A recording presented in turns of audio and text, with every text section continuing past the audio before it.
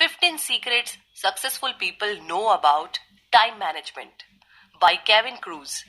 अपने time management skills को बेहतर करें। आजकल का समय के चोरों से भरा हुआ है। चाहे वो आपके फोन पे नए ट्वीट की नोटिफिकेशन हो, चाहे वो आपके कलीग का आपके काम के बीच में डिस्टर्ब करना हो, आपका समय हमेशा चोरी हो रहा है और एक बार वो समय खो गया तो फिर वो आपको कभी भी वापस नहीं मिलने वाला। अपना ध्यान सही जगह रखने और अपने समय की इन चोरों से रक्षा करने के लिए कुछ ट्रिक्स का इस्तेमाल बहुत जरूरी है। तो इन सभी सबक में हम यही ट्रिक्स सीखेंगे और आप सीखेंगे 1440 इतना जरूरी नंबर क्यों है, 3210 सिस्टम क्या है, जॉर्ज डब्ल्यू बुश कितनी किताबें पढ़ते थे। तो आइए जानते हैं। पहला सबक, समय हमारी सबसे महत्वपूर्ण संपत्ति है, इसे समझदारी से खर्च करना चाहिए। क्या आपने कभी ये सोचा है कि काश हमारे पास दिन में 1 घंटा ज्यादा होता जिसमें हम अपनी पसंद की चीजें कर पाते। वो एक्स्ट्रा 1 घंटा मुमकिन है और वो भी बिना किसी जादू के। पर इसके लिए हमारे लिए ये समझना जरूरी है कि समय हमारा सबसे जरूरी एसेट है। जी हाँ, टाइम मैनेजमेंट का सबसे पहला उसूल है कि समय हमारा सबसे बड़ा एसेट है और वो कभी भी वापस नहीं आता है। इस पर नजर रखने का एक अच्छा तरीका इसे टुकड़ों में बांटना है। जैसे कि एक दिन में 1440 मिनट्स होते हैं और इनमें से हर एक का सही इस्तेमाल होना चाहिए। इस चीज को हमेशा याद रखने के लिए लेखक ने 1440 का पोस्टर अपने ऑफिस के दरवाजे पर चिपकाया था। ये हमेशा उन्हें अपने एक दिन के समय की सीमा याद दिलाता रहता था। पर मिनट्स ही क्यों, 86,400 सेकंड्स क्यों नहीं, मतलब कि 86,400 सेकंड्स क्यों नहीं? तो इसका जवाब ये है कि 1 मिनट कई तरह के कामों को करने के लिए काफी है। जैसे कि 30 सिटअप्स करना, एक कविता पढ़नी है या अपने पौधों को पानी देना है। तो अगर अब आपने अपने समय के महत्व को समझ लिया है तो अब समय आता है उसे अपनी प्रायोरिटी के हिसाब से बांटने का। और ऐसा कर पाने का भी एक सीक्रेट है, अपने मोस्ट इंपॉर्टेंट टास्क या MIT को चुनना और उसे प्राथमिकता देना। ये एक ऐसी चीज है जो आपकी जिंदगी में और आपके काम पर सबसे बड़ा प्रभाव डालेगी। थेरिस बकान, जो कि university of Missouri Saint Louis में एक प्रोफेसर है, वो भी इस बात से सहमत है। जैसे कि एक ऐप डेवलपमेंट के लिए MIT एक प्रोग्रामर को हायर करना होगा या फिर एक स्टार्टअप के CEO के लिए MIT एक बड़ी डील के लिए एक अच्छी प्रेजेंटेशन तैयार करनी होगी। रिसर्च में पाया गया है कि रोज की MITs तैयार रखना, चाहे वो जो भी हो, फोकस बेहतर करने और खुशी का लेवल बढ़ने में मदद करता है। दूसरा सबक, लिस्ट बंद काम ज्यादा। कई लोग अपने कामों की लिस्ट के लिए बोझ से ही परेशान रहते हैं। आपके पास भी शायद एक ऐसी लिस्ट होगी, शायद उसमें भी कई ऐसे काम होंगे जो कि हफ्तों से वहीं पर बैठे बैठे आपके स्ट्रेस को बढ़ा रहे होंगे। तो इनसे निपटने के लिए हमारा तीसरा सीक्रेट काम आएगा लिस्ट के बजाय कैलेंडर का इस्तेमाल। यानी कि रिसर्च के अकॉर्डिंग ये बात आई है सामने कि काम की लिस्ट में से लगभग 41% यानी कि 41% काम कभी भी पूरे नहीं होते। इस चौंकाने वाले नंबर के पीछे का कारण बहुत ही आसान है। इन कामों के साथ उनमें लगने वाले टाइम का कोई भी जिक्र नहीं होता, इसीलिए कई मुश्किल या कम जरूरी काम छूटते रह जाते हैं। और ये देखने में इतनी बड़ी प्रॉब्लम नहीं लगती, पर ये छूटे हुए काम अनचाहे स्ट्रेस का कारण बन जाते हैं, जिससे कि बड़ी आसानी से बचा जा सकता है। इनफैक्ट फ्लोरिडा स्टेट यूनिवर्सिटी के रिसर्चर्स ने ये पाया है कि अगर लिस्ट की बजाय हम प्लान्स बना करके हर काम को करें तो हम स्ट्रेस से बच सकते हैं। ओलंपिक जिम्नास्ट इस तकनीक का एक बहुत अच्छा उदाहरण है। वो अपने परिवार के साथ समय बिताने, स्कूल के काम करने, अपनी ओलंपिक ट्रेनिंग करने और यहाँ तक कि मीडिया को इंटरव्यू देने में हमेशा सफल रहती थी, सिर्फ इसीलिए क्योंकि वो अपने जरूरी कामों को हमेशा सही तरीके से शेड्यूल कर पाती थी। तो इस स्ट्रेटेजी को टाइम बॉक्सिंग या फिर टाइम ब्लॉकिंग कहा जाता है और इस पे हमें बस एक डिटेल कैलेंडर बना के रखना होता है। और मिलर ने ऐसा ही किया और इसी वजह से उन्हें उन कामों को प्राथमिकता देनी पड़ी जो कि ज्यादा जरूरी थे और आज भी वो घड़ी के साथ ही चलती है। हाँ, वैसे एक समय आएगा जब आपके कैलेंडर के किसी भी काम को आप पूरा नहीं कर पाएंगे। उस हालत में अपने काम को भूल जाने के बजाय अपने कामों को कर लीजिए। जैसे कि अगर आप दोपहर में जिम जाते हैं पर किसी दिन आपको दोपहर में फ्लाइट पकड़नी हुई तो जिम छोड़ने की बजाय उसे सुबह कर लीजिए। तीसरा सबक, अपनी प्रोकास्टिनेशन यानी कि काम टालने की आदत को कम करने के लिए अपने आने वाले कामों के बारे में पहले से सोच ले और ये मान लीजिए कि आपका काम कभी भी कम नहीं होने वाला। अब ऐसा तो सबके साथ होता है, एक इम्पोर्टेंट डेडलाइन करीब आ रही है और उसके लिए काम करने की जगह हम फेसबुक, मैसेजिंग, टीवी इन सब में लगे हुए हैं। तो काम टालने की आदत एक बुरी बला है, पर खुशकिस्मती से इससे निपटने के भी नुस्खे मौजूद है। अब हम बात करते हैं अपने चौथे सीक्रेट की। काम टालने की आदत से बचने के लिए अपने फ्यूचर सेल्फ को इमेजिन कीजिए। जी हाँ, हम इसलिए काम नहीं टालते क्योंकि हम आलसी हैं, पर इसीलिए क्योंकि हमारे पास जरूरी मोटिवेशन नहीं होता। अपने फ्यूचर सेल्फ की कल्पना करने के लिए सिर्फ 2 सवाल काफी है। इस काम से मुझे कैसे खुशी मिलेगी और इस काम को नहीं करने से मुझे क्या परेशानियां होगी। जैसे कि अगर आपका गोल रोज एक्सरसाइज करना है पर आप ऐसा नहीं कर पा रहे हैं, तो बस अपने आप को मोटा और सुस्त इमेजिन कर लीजिए। ऐसा लगातार करते रहने से आप जल्द ही सोफे को छोड़ करके ट्रेडमिल पे पहुंच जाएंगे। इसके अलावा अपने फ्यूचर सेल्फ के बारे में ईमानदारी से सोचना भी आपकी काम टालने की आदत को छोड़ने में मदद कर सकता है। जैसे अगर आपको लगता है कि आप अपने ब्रेक में जंक फूड ही खाएंगे, तो आप इस बारे में ईमानदारी से सोचते रह करके खुद को ऐसा असल में करने से रोक सकते हैं। आप यहाँ तक कि अपने घर में रखे सारे जंक फूड को बाहर भी फेंक सकते हैं। तो अब हम तैयार हैं अपने 5वें सीक्रेट की ओर बढ़ने के लिए। हमारे काम कभी खत्म नहीं होंगे और ऐसा होना एक अच्छी बात है, बल्कि अपने काम को प्राथमिकता देना और शेड्यूल करना अपने काम से चीजों को घटाने से कहीं बेहतर है। अमेरिकी राष्ट्रपति जॉर्ज बुश इसका एक बेहतरीन एग्जाम्पल है। उन्हें ये पता था कि उनके पास काम की कभी कमी नहीं होगी, इसीलिए उन्होंने सब कुछ करने के बजाय ढेर सारी बुक्स पढ़ने को अपनी प्रायोरिटी बनाया। उन्होंने इसे चिकित्सीय और शैक्षणिक पाया। उन्होंने सिर्फ अपने कार्यकाल के दौरान करीब 95 यानी कि 95 किताबें पढ़ डाली थी। चौथा सबक, अपने आइडियाज को लिखना और अपने ईमेल इनबॉक्स को कम चेक करना फोकस बेहतर रखने और प्रोडक्टिविटी को बढ़ाने में मददगार है। कई बार हमारे सबसे अच्छे आइडियाज हमें बड़े रैंडम समय जैसे कि शॉपिंग करते हुए या अपने कुत्ते को घुमाते हुए आते हैं। क्या ये बेहतर नहीं होगा कि हम इन आइडियाज को याद करने की कोशिश में सर खपाने की बजाय उन्हें लिख लें? इसीलिए हमारा छठा सीक्रेट एक नोटबुक हमेशा पास में रखना है। इस तरीके से अपने आइडियाज को लिख लेने से उन्हें याद रखना कहीं ज्यादा आसान हो जाता है। वर्जिन ग्रुप के संस्थापक रिचर्ड ब्रेंसन का कहना है कि उनके बिजनेस के सक्सेस के पीछे उनकी नोटबुक का बहुत बड़ा हाथ है। वो अपने आइडियाज को लिख करके रखने को लेकर इतने ज्यादा सीरियस थे कि एक बार जब उनके पास उनकी नोटबुक नहीं थी, तो उन्होंने अपना आइडिया अपने पासपोर्ट के पीछे ही लिख दिया था। उनका मानना था कि अगर किसी आइडिया को लिखा नहीं गया तो वो हमेशा के लिए खो जाएगा।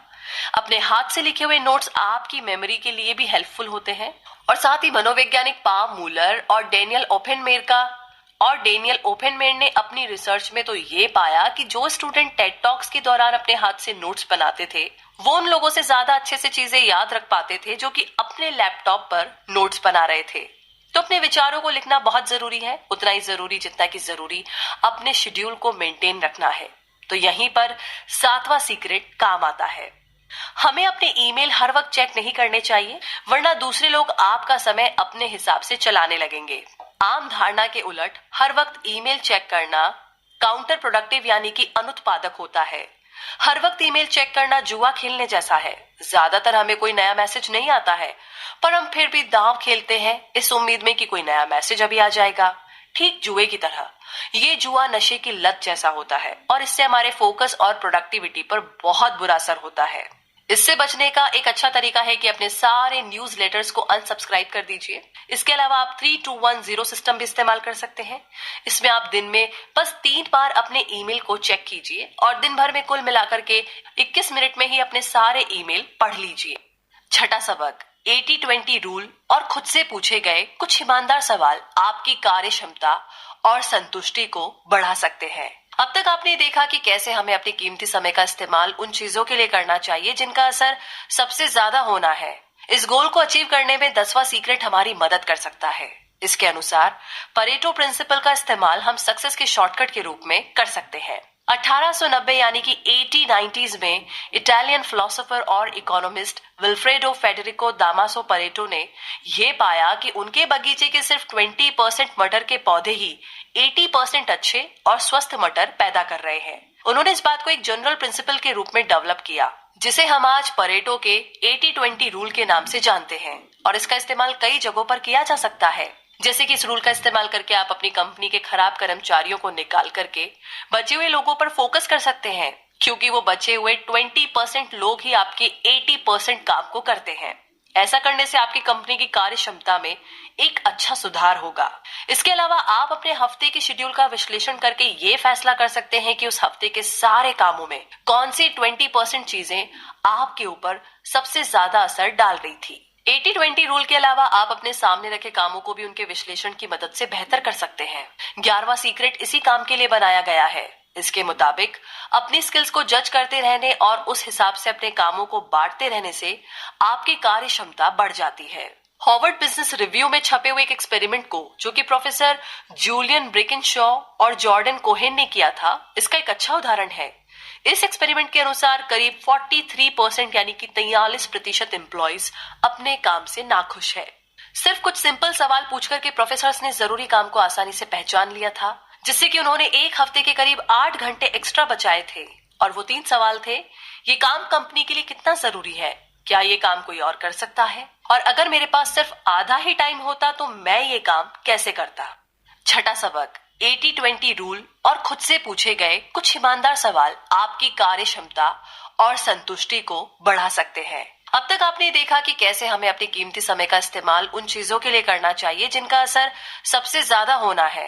इस गोल को अचीव करने में 10वां सीक्रेट हमारी मदद कर सकता है। इसके अनुसार परेटो प्रिंसिपल का इस्तेमाल हम सक्सेस के शॉर्टकट के रूप में कर सकते हैं। 1890 यानी कि 80-90s में इटालियन फिलोसोफर और इकोनॉमिस्ट विल्फ्रेडो फेडेरिको दामासो परेटो ने यह पाया कि उनके बगीचे के सिर्फ 20% मटर के पौधे ही 80% अच्छे और स्वस्थ मटर पैदा कर रहे हैं। उन्होंने इस बात को एक जनरल प्रिंसिपल के रूप में डेवलप किया, जिसे हम आज परेटो के 80-20 रूल के नाम से जानते हैं, और इसका इस्तेमाल कई जगहों पर किया जा सकता है। जैसे कि इस रूल का इस्तेमाल करके आप अपनी कंपनी के खराब कर्मचारियों को निकाल करके बचे हुए लोगों पर फोकस कर सकते हैं, क्योंकि वो बचे हुए 20% लोग ही आपके 80% काम को करते हैं। ऐसा करने से आपकी कंपनी की कार्य क्षमता में एक अच्छा सुधार होगा। इसके अलावा आप अपने हफ्ते के शेड्यूल का विश्लेषण करके ये फैसला कर सकते हैं कि उस हफ्ते के सारे कामों में कौन सी 20% चीजें आपके ऊपर सबसे ज्यादा असर डाल रही थी। 80-20 रूल के अलावा आप अपने सामने रखे कामों को भी उनके विश्लेषण की मदद से बेहतर कर सकते हैं।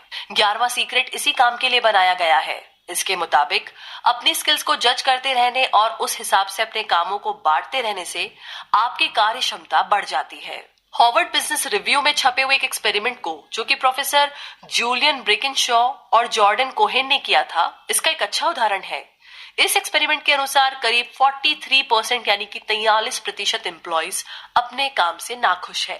सिर्फ कुछ सिंपल सवाल पूछकर के प्रोफेसर्स ने जरूरी काम को आसानी से पहचान लिया था, जिससे कि उन्होंने एक हफ्ते के करीब 8 घंटे एक्स्ट्रा बचाए थे। और वो 3 सवाल थे: ये काम कंपनी के लिए कितना जरूरी है, क्या ये काम कोई और कर सकता है, और अगर मेरे पास सिर्फ आधा ही टाइम होता तो मैं ये काम कैसे करता। 7वां सबक, हर दिन की एक थीम बनाना और कुछ छोटे कामों को तुरंत कर लेना कार्य क्षमता को बढ़ाता है। क्या आपको ऑफिस में फोकस करने में समस्या होती है? हम में से ज्यादातर लोगों को ये समस्या होती है, और इसके लिए एक छोटी सी सलाह दूर तक जाती है। यही हमारा 12वां सीक्रेट है, जो कहता है कि अपने काम को ऐसे हिस्सों में बांट लेना जो हर हफ्ते आता है, तो वो ज्यादा इफेक्टिव हो जाता है। इसका एक अच्छा एग्जाम्पल जैक डोर्से से आता है, जो कि ट्विटर के सह संस्थापक और स्क्वायर के सीईओ है। उनका कहना है कि उनकी सक्सेस के पीछे हर दिन की एक थीम बना लेने का बड़ा हाथ है। जैसे मंडे वो मैनेजमेंट को देते थे, तो वेडनेसडे वो मार्केटिंग को देते थे, और संडे को वो सोच विचार, फीडबैक और अगले हफ्ते की रणनीति के लिए रखते थे। हम एंटरप्रेन्योर कोच डैन सलीवन का उदाहरण भी ले सकते हैं। उनके अनुसार अपने हफ्तों को 3 तरह के दिनों में बांटना फोकस बनाए रखने में मदद करता है। पहले टाइप के दिन को फोकस डे कहते हैं, जो कि जरूरी कामों के लिए है। दूसरे टाइप को बफर डे कहते हैं, जो ईमेल्स के जवाब देने, मीटिंग्स करने, काम बांटने और पेपर वर्क निपटाने के लिए होते हैं। तीसरे टाइप के दिन फ्री डे होते हैं, जिस दिन कोई काम नहीं किया जाता। ऐसे दिनों को घर, छुट्टी और चैरिटी जैसे कामों के लिए रखा जाता है। अपनी कार्य क्षमता को बनाए रखने का एक आसान तरीका अपने छोटे कामों को तुरंत करना है। ये हमारा 13वां सीक्रेट है कि आपको अपने उन कामों को तुरंत कर लेना चाहिए जिसको करने में सिर्फ 5 मिनट या उससे कम लगते हैं। इसका एक एग्जाम्पल लेखक की लाइफ से ही आता है। एक बार उनकी बहन डेबी ने उन्हें एक ईमेल किया, पर वापस मेल करने की बजाय लेखक ने डेबी को फोन किया ताकि वो उनसे बात कर सके। डेबी को सीधे फोन करके लेखक ने खुद को इस काम को याद रखने की मेंटल एनर्जी खर्च करने से बचा लिया। अगर ये काम वो अपनी टू डू लिस्ट में डालते तो शायद वो ये छोटा सा काम कभी भी नहीं कर पाते। 8वां सबक, अपनी एनर्जी लेवल को एक सुबह की आदत और एक आसान तकनीक से बढ़ाए। सुबह 6 बजे उठना और फिर 45 मिनट के लिए वर्कआउट करना और फिर एक स्वादिष्ट प्रोटीन रिच नाश्ता बनाना। सुनने में ये बड़ा मुश्किल लगता है, पर हमारे 14वें सीक्रेट के मुताबिक ये करना बहुत जरूरी है। 14वां सीक्रेट ये कहता है कि सुबह का पहला घंटा आपकी हेल्थ को बेहतर बनाने के लिए जरूरी है। इनफैक्ट सुबह की शुरुआत एक वर्कआउट से करना आपकी रचनात्मकता के लिए फायदेमंद है। हम यहाँ पर न्यूयॉर्क बेस्ट सेलर लेखक डैन मिलर को देख सकते हैं, जो कि अपने सुबह की शुरुआत आधे घंटे ध्यान और 45 मिनट वर्कआउट और ऑडियो प्रोग्राम्स को सुनकर करते हैं। इस दौरान वे खुद को फोन या न्यूज से दूर रखते हैं और अपने दिन की शुरुआत को पूरी तरीके से पॉजिटिव और प्रेरणादायक अनुभवों को देते हैं। उनका ये भी दावा है कि उन्हें अपने सबसे अच्छे आइडियाज इसी वक्त में आते हैं और एक अच्छा नाश्ता और ढेर सारा पानी पीना आपकी सुबह की एनर्जी को और भी बढ़ा सकता है। ये आइडिया बेस्ट सेलिंग लेखक और पॉडकास्ट होस्ट शॉन स्टीवेंसन के लिए एक बड़ी बात है। उनका मानना है कि एनर्जी ही सब कुछ है, इसीलिए वो अपने दिन की शुरुआत एक इनर बाथ से करते हैं, जिसमें वो करीब 800 ml पानी पीते हैं ताकि उनके शरीर की सारी गंदगी फ्लश हो जाए। बल्कि हमारे 15वें सीक्रेट के अनुसार एनर्जी ही सब कुछ है। कार्य क्षमता समय के बारे में नहीं, बल्कि अपना फोकस और एनर्जी बनाए रखने के बारे में है। फ्रांसिस्को ने एक तकनीक बनाई थी जिसका नाम पोमोडोरो तकनीक है और उनकी इस अप्रोच में हम किसी एक काम पर 25 मिनट फोकस करते हैं और फिर 5 मिनट का ब्रेक लेते हैं, जिसके बाद हम उस काम पर वापस लग जाते हैं। लेखक मोनिका लियोनोले ने इस तकनीक की मदद ली जब उन्हें लगने लगा कि उनके पास दिन में बिल्कुल भी समय नहीं बचता। पोमोडोरो टेक्निक की मदद से उन्होंने अपने दिन भर की एनर्जी को मैनेज करना सीखा और पूरे दिन अपनी एनर्जी बनाए रखने में सफलता हासिल की। इस टेक्निक के कारण उनका लिखने का आउटपुट 600 शब्दों से 3500 शब्दों तक पहुंच गया था। तो कुल मिलाकर के सक्सेसफुल लोग अपने समय को अपना सबसे बड़ा एसेट मानते हैं। उनके सबसे अच्छे लाइफ हैक्स अपने कामों को प्राथमिकता देने से लेकर के अपनी एनर्जी फोकस्ड रखने तक को आप भी अपनी जिंदगी में उतार कर अपने समय का सबसे अच्छा इस्तेमाल कर सकते हैं। तो फिर क्या करें? बस अपना एक मॉर्निंग रूटीन जरूर बनाएं। अपना मॉर्निंग रूटीन बनाते वक्त सक्सेस कोच हॉल एलरोड के सेवर्स का इस्तेमाल करें। एस यानी कि साइलेंस, कृतज्ञता, ग्रेटिट्यूड और ध्यान यानी कि मेडिटेशन के लिए। ए यानी कि अफर्मेशन, अपने गोल्स और प्राथमिकताओं का। वी यानी कि विजुअलाइजेशन, अपनी आइडियल लाइफ का। ई यानी कि एक्सरसाइज। आर यानी कि रीडिंग और आखिरी एस यानी कि स्क्राइबिंग, अपनी नोटबुक में लिखना।